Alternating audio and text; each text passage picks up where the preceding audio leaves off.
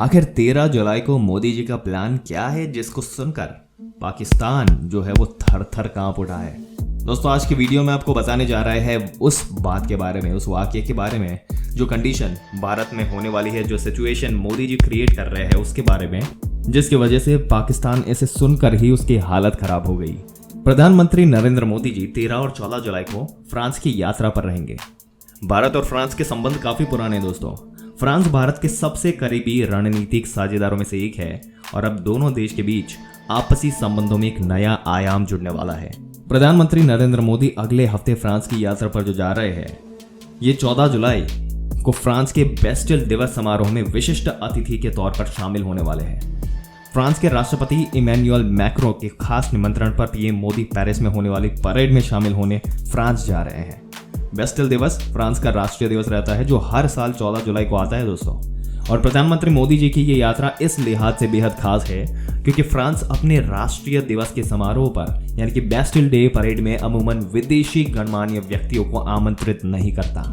और ये दिखाता है कि फ्रांस के राष्ट्रपति मैक्रो भारत के साथ संबंधों को और बेहतर करने की चाह रख रहे हैं।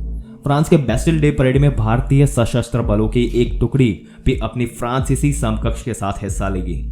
प्रधानमंत्री नरेंद्र मोदी जी ने अपनी इस फ्रांस यात्रा को लेकर उत्सुकता जाहिर की है। फ्रांस के राष्ट्रपति के राजनयिक सलाहकार इमैनुअल बोन से 6 जुलाई को दिल्ली में पीएम मोदी से मुलाकात की थी। उसके बाद पीएम मोदी जी ने कहा कि वो 2 दिन के पेरिस के दौरे के दौरान राष्ट्रपति इमैनुअल मैक्रो से वार्ता करने को लेकर उत्सुक है। प्रधानमंत्री मोदी जी ने भरोसा जताया कि इस वार्ता से भारत फ्रांस रणनीतिक साझेदारी को और मजबूती मिलेगी। और यही प्रधानमंत्री कार्यालय से जारी बयान में कहा गया कि इमैनुअल बोन ने आगामी फ्रांस यात्रा के सिलसिले में द्विपक्षीय सहयोग के अलग अलग एरिया में प्रगति की जानकारी पीएम मोदी जी को दी। फ्रांस के राष्ट्रपति के राजनयिक सलाहकार इमैनुअल बोन की दिल्ली यात्रा पीएम मोदी के फ्रांस दौरे से जुड़े एजेंडे को अंतिम रूप देने के लिहाज से बहुत इंपॉर्टेंट है। इस मुलाकात के बाद पीएमओ से जारी बयान में कहा गया कि हिरोशिमा के राष्ट्रपति मैक्रो के साथ अपनी हालिया बैठक को याद करते हुए प्रधानमंत्री मोदी जी ने कहा कि वो पेरिस में उनकी बातचीत जारी करने के लिए उत्सुक है जो भारत फ्रांस रणनीतिक साझेदारी को और मजबूत करेगा।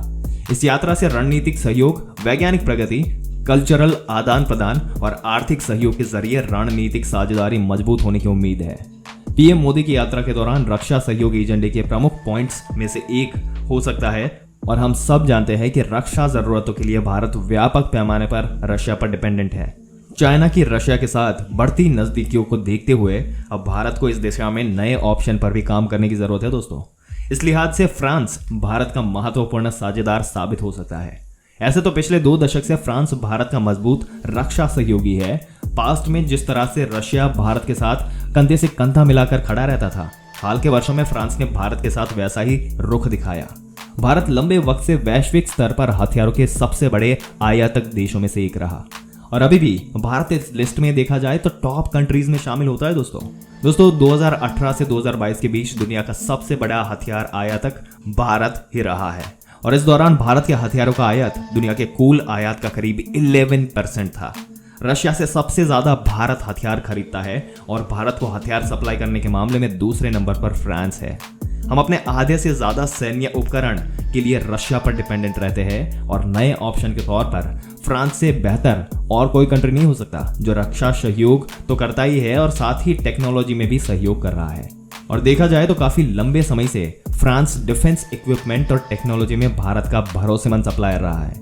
दोनों देश के लड़ाकू विमान से लेकर सबमरीन्स के निर्माण में सहयोग रहा है और फ्रांस की कंपनियां भारतीय कंपनियों के साथ मिलकर भारत में रक्षा उपकरण बना रही है। साथ ही फ्रांस की कंपनियों से रक्षा टेक्नोलॉजी के विकास की सहयोग भी मिल रही है। फ्रांस न्यूक्लियर पावर के एरिया में भारत के प्रमुख साझेदारों में से एक है।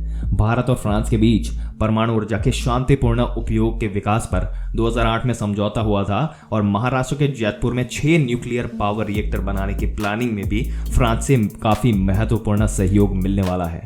दोस्तों पीएम मोदी के पेरिस यात्रा के दौरान इस प्रोजेक्ट से संबंधित टेक्नोलॉजिकल, फाइनेंशियल और असैन्य परमाणु दायित्व के मुद्दों पर भी बातचीत होने की पॉसिबिलिटी है। दोस्तों आपके क्या विचार है 13 जुलाई 14 जुलाई के मोदी जी के इस प्लान के बारे में? अपने विचार हमें कमेंट करके जरूर से बताइएगा। अगर वीडियो अच्छा लगा हो तो लाइक करने के साथ साथ अपने दोस्तों और रिश्तेदारों के साथ जरूर से शेयर कर दें और ऐसी जानकारी पाते रहने के लिए हमारे चैनल को सब्सक्राइब करके बेल आइकन जरूर से दबा दें। मिलते हैं एक और दिलचस्प वीडियो में एक और दिलचस्प जानकारी के साथ।